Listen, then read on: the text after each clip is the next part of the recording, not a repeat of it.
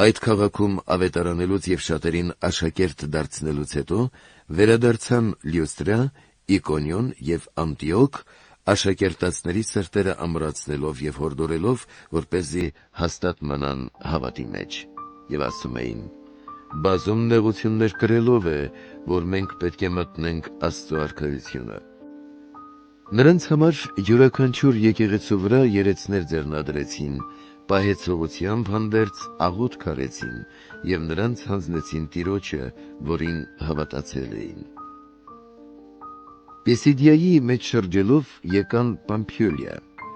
եւ Պերգեում եւս Տիրոջ խոսքը քարոզելուց հետո իջան Ատտալիա։